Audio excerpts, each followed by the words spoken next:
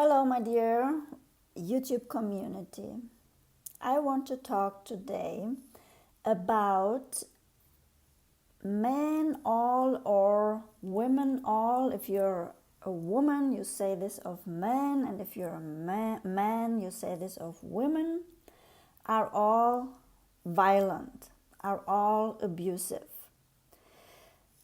I want to talk about where this attitude comes from, where it stems from. You probably know. I want to know which connection this has with a narcissistic mother. Sometimes you had a narcissistic mother and a narcissistic father. Sometimes you had a narcissistic mother and an abusive father, or stepfather, or family environment. And sometimes you had narcissistic spouses or partners. Or simply abusive, so there's a fine line between these terms. I want to pick up why you get back to men and women in relationships which you consider to be violent and narcissistic. It's probably pretty clear to you, but I want to get a little bit still into it. And I want to talk about like three aspects of it. One thing is what I know and where I am at home with naturally. I'm going to choose that. Second is what I expect, how I expect to be treated. And this has a feeling part, a deep belief part, and a cognitive part. And again, feeling and cognition are very much dependent on each other. Let's put it like this. That would probably be correct. And then I want to point out a third part. It's how I respect myself. And I'm going to go into these points. Before, I want to read what one of my YouTubers was commenting, which really caught my attention. I really thought, I hope this doesn't make noises here, my hair. Which I thought was really something you all can resonate with. I'm not going to say who it is. I think it's fine like that. This person said, the second sentence was about a narcissistic mother. She needs to lie to herself as a good mother to counter the toxic nature she has by denying her accountability in her own little world. Man, there's a bunch of stuff really, really nicely put in there. And there was a sentence before that, which I still think is, which depicts a narcissistic mother pretty well. And like they were like coming together, and she's depressed over she'd be depressed over our honest conversations, and quite possibly tap back into her schizophrenic state of mind. Oh no, Hilfe! At her age. I think this is very true. I think this is very depictive of the dynamics, both of it. Like the description of this being a schizophrenic trait she's having. Like these two faces of how she shows herself towards an outside world and towards even her inside world and towards her chosen victim and towards her preferred chosen ones. which always is another thing where she identifies herself with. She needs always, I haven't said that in the last video, she always needs this chosen one to have somebody to identify with, to believe this is her, this like totally uplifted being. And then she has like the victimized one, which is how she really feels, and to whom she has to put down constantly as a person, as a being, as somebody alive, because I say alive because it seems like she treats this victimized person in a way as if it was dead material. Excuse me, please, if I say it like this. I'm really sorry to use like such a strong comparison, but it's her dead part. And which part is it? The dead part of her emotions, of having access to her emotions, because she's very emotional. Okay, she's angry, she's angry, she's, grandiose, she's condescending, she's humiliating, she's all these things, she's making you feel ashamed, making you feel guilty, all these things. And on the other hand, as I just said, this grandiose part where she's enthusiastic, where she's outgoing, where she's showing off, and her emotional part, her negative part, as she talks or behaves, and what is hidden inside of her, of how she really deep down feels. This is how she makes you feel all the time, you victim. And to uplift her in all her misery, she creates these like superheroes with whom she totally identifies, and this is like her ideal self, where she's saying, look, this is mine, this is how I am, this is my side. And you're I don't know how you came out like that. It's like this complete separation. I think this comment really describes this so on point, She needs to lie to herself as a good mother to counter the toxic nature she has by denying her accountability in her own little world. So she puts responsibility on the one she chooses to be, the scapegoat, the dark part, her shadow part. Yeah? And this is how she gets out of accountability, that she keeps on blaming is the right word, or holding you responsible for how she, in all her negative sides, is, and how she doesn't want to connect to those parts. So that was really insightful. Thank you very much for this comment. This was really great. So there's a mismatch between beliefs and behaviors, right?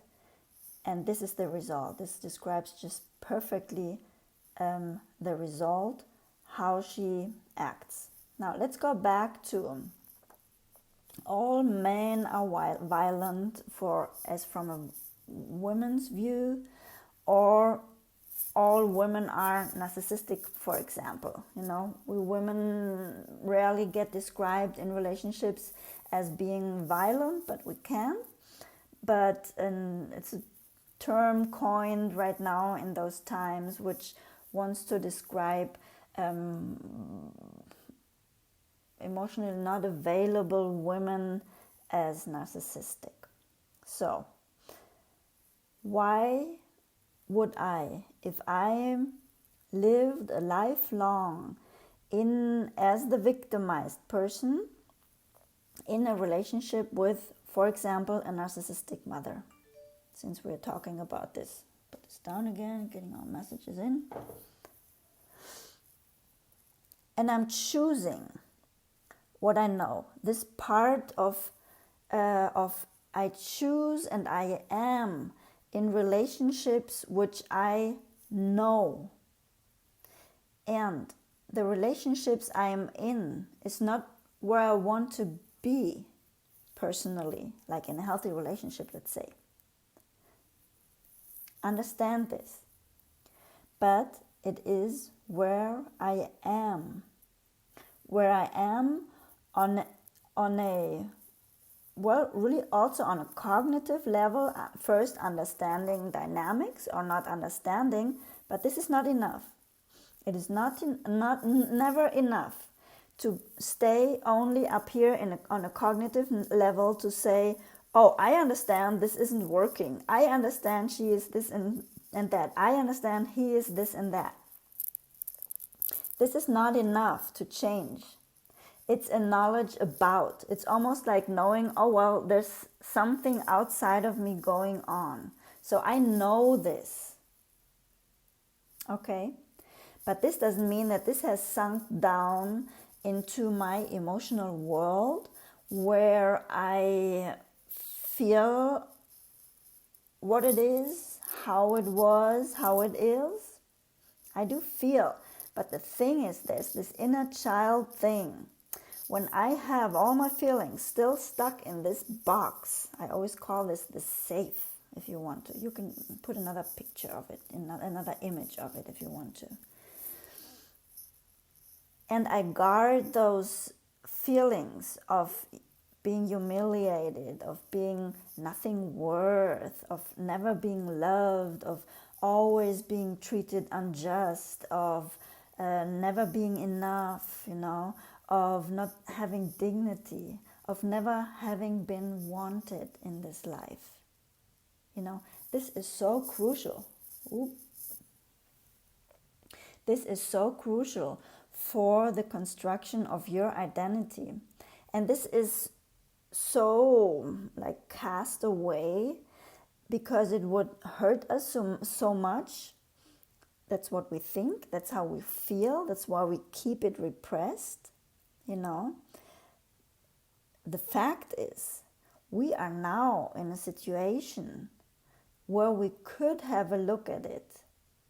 I tell you what, and I talked about it in former videos, it will hurt about as much as it hurt before, when we were little. The only thing is, now you are the mother of this child. You are the father of this child, of this boy. You're the mother of this girl, who is you. And the girl is always this strong, negative emotional part, okay? Which you weren't able to resolve, to dissolve, yeah? And it comes out, of course, it needs to be contacted. And it's not to say, oh, I know what happened. I know she was like this, like that. I never understood, I couldn't get it, and I have so much anger and I have all these things. I know you know. But having the anger, and I talked about this before, is not enough. Because the anger is the upper layer, The anger is where I already protect myself. Under the anger, there's much pain, there's so much hurt, there's so much confusion, there's so much not understanding, obviously. There's so much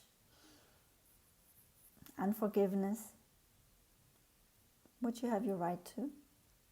How would you if you haven't assessed the pain and the hurt and the damage caused by it? So all this underlying your loud feelings, your feelings of stay away, which are right, it's a way to protect yourself. But you need to get there, to the downer layers, which is under the obvious. And this is really hard to get there. We can only get there through the exercise of, self-love, that. I ride that horse, of understanding the dynamics, obviously, and of getting back to the feeling part through self-love and through consoling your inner child. And now it comes. At a moment, strong feelings are coming up, and you are the best to know when that is.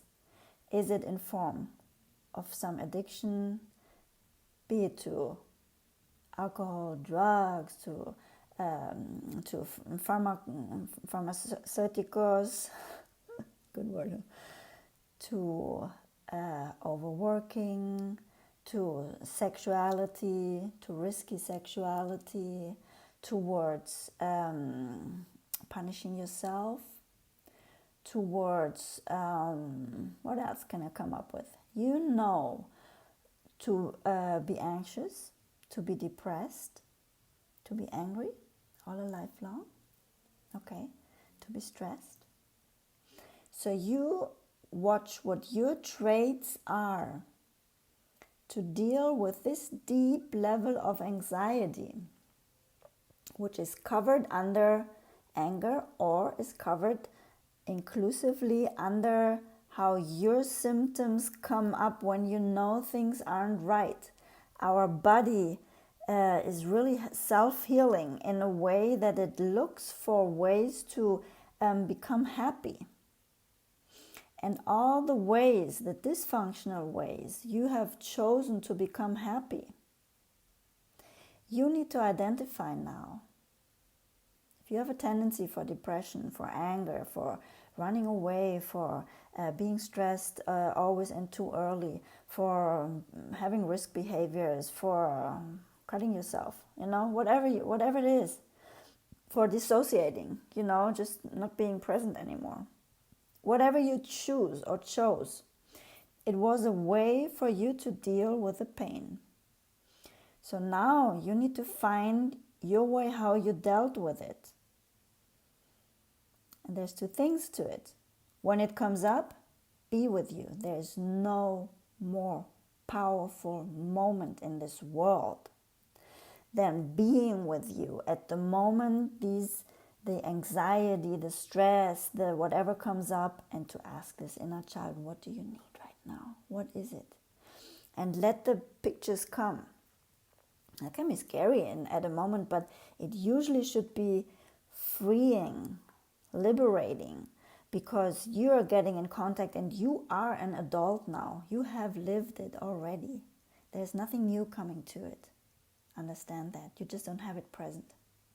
Okay, there's nothing being added. And it's a really, really, really hard decision. Understand that. I did this. And I know how hard it is.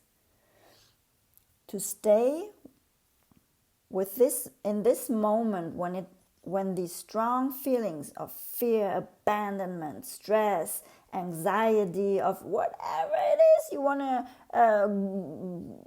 get to, to stay, to hold yourself, to really dominate yourself, and to stay. And to ask your inner child, what do you need right now? Do self-love practices. I have other videos where I'm talking about it. Do self-love. And then I also want to have you understand another dynamic which can come up, which is you're going to skip. You go from anxiety to sexual practices. You go from drinking to overly religious practices. Okay? You go from risk behavior to depression. Yeah. You go from depression to anger. Can happen. Okay? So don't interchange. It might interchange at a point, but stay. Stay there with yourself. And ask this inner child, who is your strong emotions, which haven't been allowed to be seen. They just want to be looked at. Your strong emotions, your inner child, just needs you to be there for a moment and to hold space and to be there, to be present. You don't need to do more, and you see the rest. It shouldn't stay there forever, but you should try to do this. So, I am in those relationships I know, first of all. Once I know better, oh, she is a narcissistic mother, oh, she's a narcissistic father, oh, he abused me, or she abused me, or this and that, or narcissistic partner, or whatever it is, where you're suffering under in a relationship, where there's too much conflict, where you feel usually in a victim position, right? You need to understand that it is not enough to understand that you're in there, but that you need to allow yourself to feel how it feels. Yeah, right. That's it. You need to understand that you need to get into the courage to allow yourself to hold space for a moment and to see how that really feels to be there, not knowing only. Go slowly. But always do more self-love than going into those dynamics. Okay? So what I expect, it's not only what I know, I already expect this to happen. Because I expect this to be normal, or I expect this in a negative way to occur.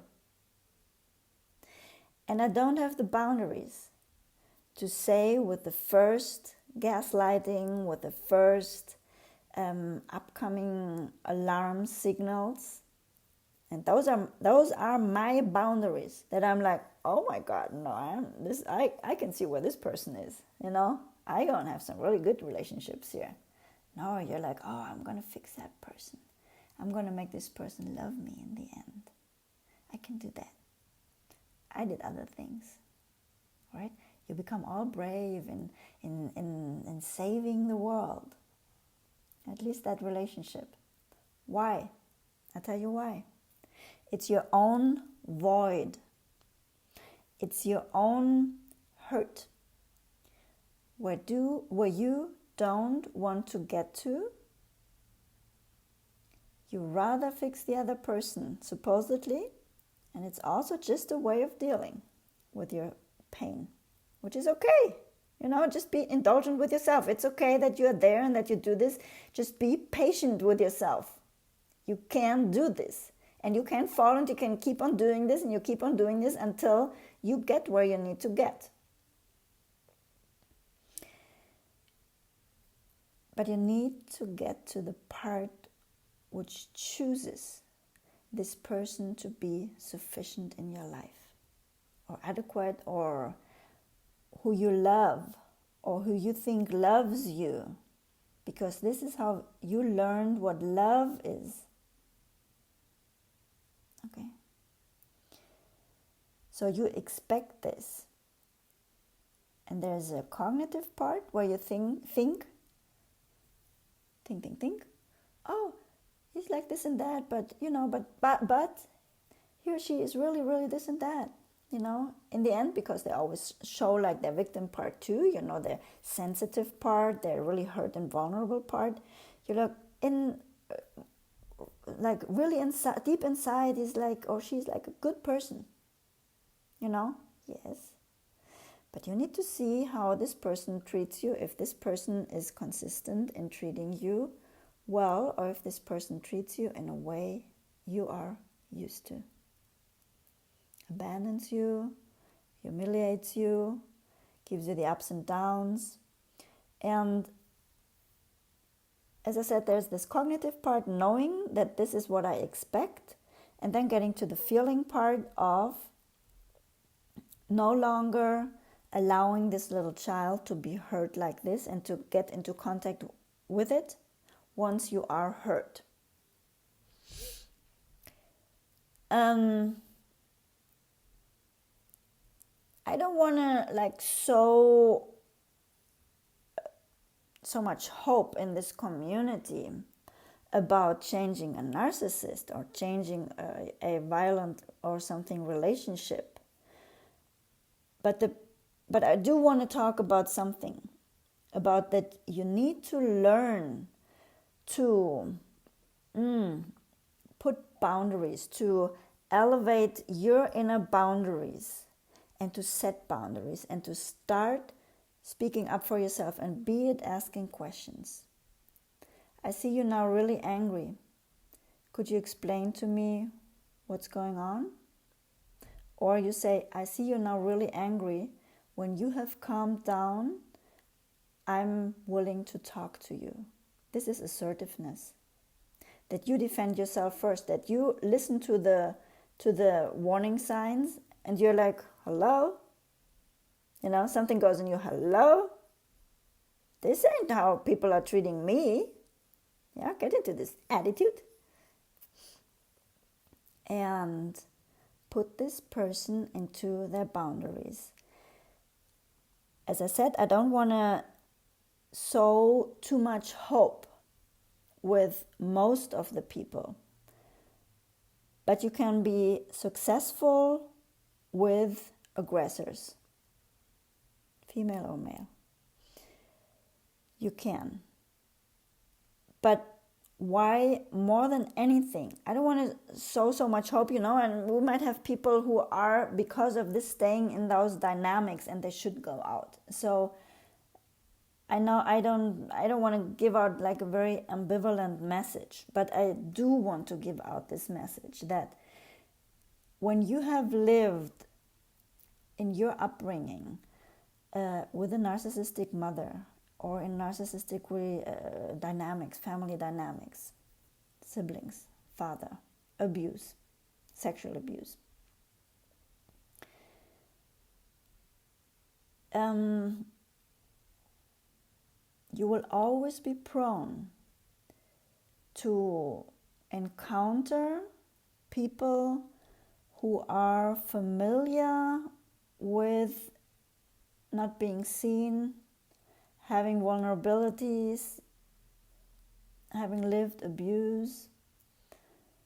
Of course, you can choose a person who is not offensive, who's rather a person who, before victimizing somebody else, even up to victimizes themselves, or just does not victimize.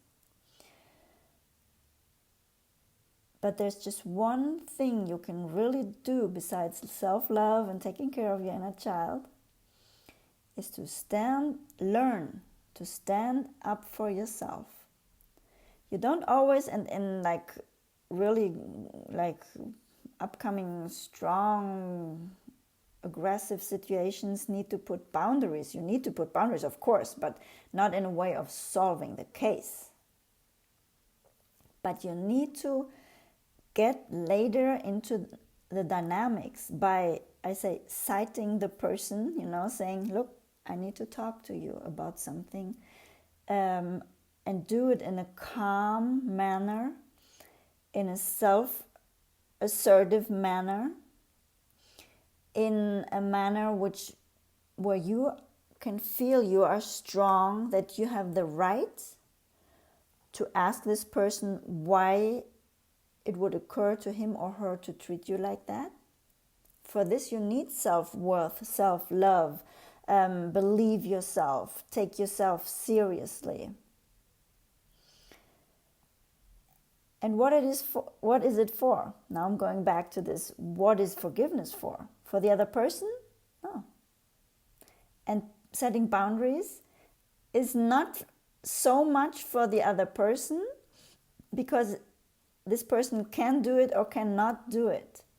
But what will always happen is that your boundaries go up, your self-love goes up, your communication goes up, your ability of dealing with adversity goes up, your way of empowering yourself, of loving yourself, and of acting on loving yourself. If you love yourself, you will defend yourself, will go up. So it's a self-love practice, right? And the third point was, what do I know?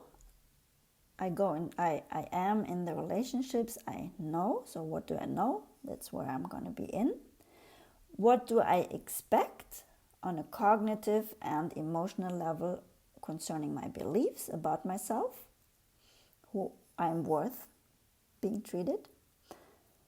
And then how I respect myself. That was the third point. If you don't start respecting yourself and really getting conscious about this and sensitive to when somebody doesn't respect you, that you really cringe at the moment when you notice somebody is not respecting you, and your levels will go up, and you will be fine-tuning your self-respect and how you expect that somebody would treat you. And then you will respect yourself more and more, and you will ask that person to respect you more, other people in general. And you will automatically level up energetically, how we say so beautifully. And you will automatically no longer belong to those pickpacking people, and they will feel it because they get really uncomfortable with you growing out of those dynamics, because they get very much confronted, and they do get confronted, do you remember with what? With their own misery, with their own schizophrenic stages, with their own lies, right? With their own incongruences, with their own victimness, with their own poor behaviors, with their own insufficient way of dealing with life, and with their own vulnerability, their own wounds, their own hurt, the damage which is inside of them.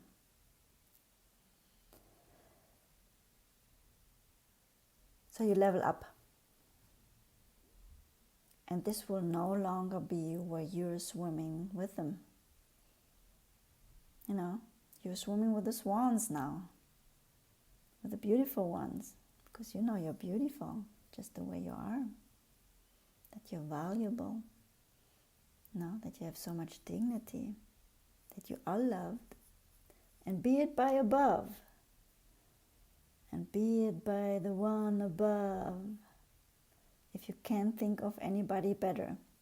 I understand the thing that if I now go out of those dynamics, I'm not going to have anybody anymore. You never had anybody. Understand? You never had anybody. Because having somebody who's constantly like eating on you, like getting here on your veins and like sucking your blood, this is not having somebody. You didn't even have yourself back then.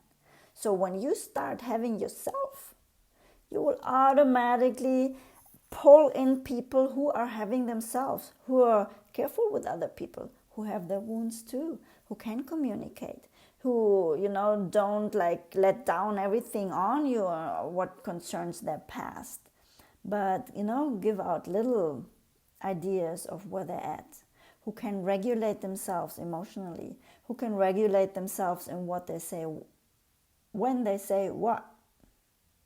Right? And that's it. Did I say already this one beautiful thing? Was it here or was it in a different group? That dark things come in automatically, and for the good things you have to work. It was like that. Right? So that's how much I can say. Subscribe to my channel. I love to have you. My name is Christinajunge. I'm a love and leadership coach and mentor. If you would like to enter into a coaching program with me, you can contact me down there. I put a link in there. Write to me at christina@christinajunge.com. It's down the link too. And if you would just stay on the ride for more videos. They're coming up left and right, so I'm producing. And I'm happy to have you here. Thanks for being around. Bye-bye.